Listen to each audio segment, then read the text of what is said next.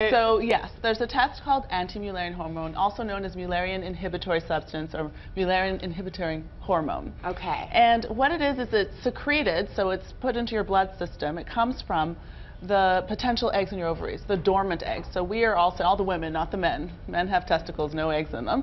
But the eggs sitting in our ovaries dormant are secreting this anti-Mullerian hormone. Okay. And when you're younger, because you have more eggs in your baskets, your AMH is normally higher.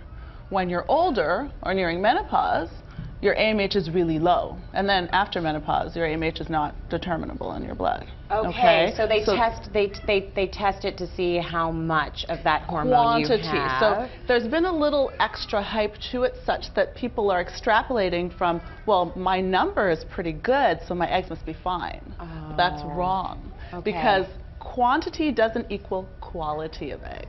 Right. And so the way fertility specialists do it is we use it as a test that we use in conjunction with other things. Okay. But it does allow you to compare yourself to other women of your age and stage.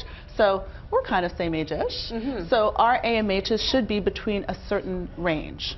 Okay. If you are below that range, you kind of worry that, okay, well, my number of eggs should be around here, but it's lower. So that's why she said, you know, my ovaries, I'm 46, but I'm really 32, and my vagina is 97. Right. So it's true. So it'll tell you, okay, well, my AMH should be in this range. If I look at my AMH, I'm looking more like 43 years old. Right. But you can't extrapolate menopause from it.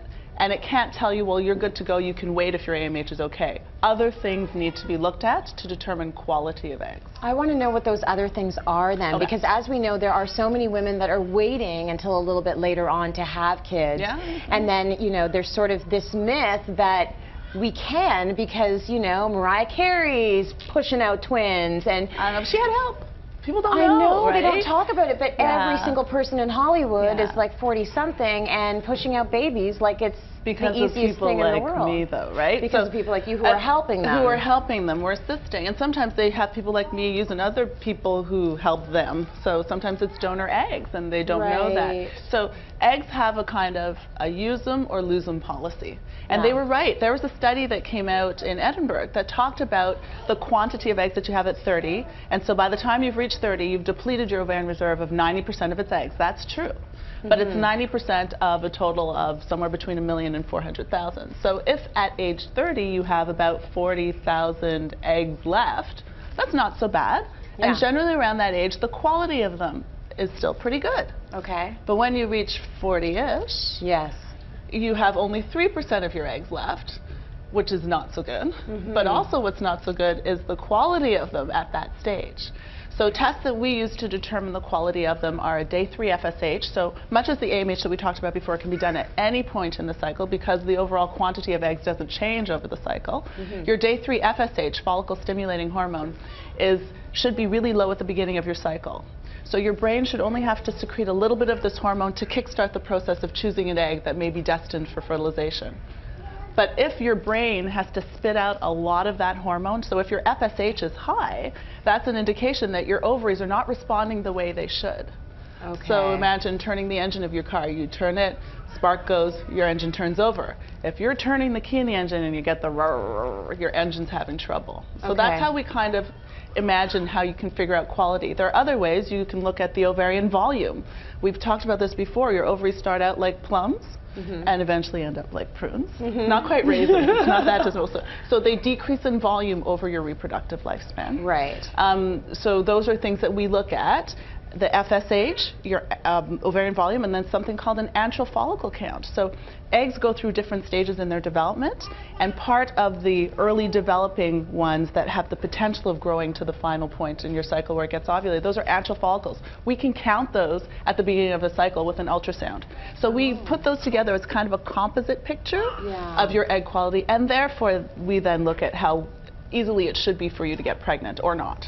And then you figure out a plan of action. So you would do all four. You would do all 4 of those tests. I do all of those tests on my patients that come in with difficulty getting pregnant. And you can only get those tests done if you go to a fertility specialist like yourself. Some of them can be done by a generalist or a family doctor, but the AMH test is a special test. OHIP doesn't cover it. It has to be sent out. Your doctor has to know of a reputable lab that it goes to. And then also there are different units of measure. So if you find out in one place that it's something, you can't go on the internet and not know what the unit of measure is and say, oh my God, I'm not on the right right range because they're different ranges for different units of measure. Okay. So yeah, you need a professional like Dr. Marjorie Dixon to help you out.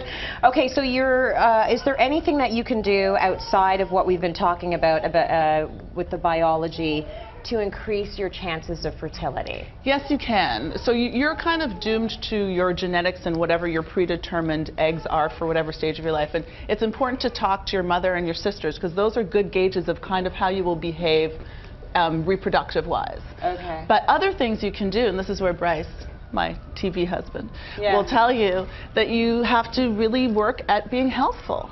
So, you know, decreasing your weight, decreasing your BMI is very important. Cutting out certain things, maximizing vitamins, so you have to be up to date with your folic acid, vitamin D supplementation, and then working with allopathic medicine as well. Naturopaths sometimes use acupuncture to help for people's fertility, so we call it fertility optimization.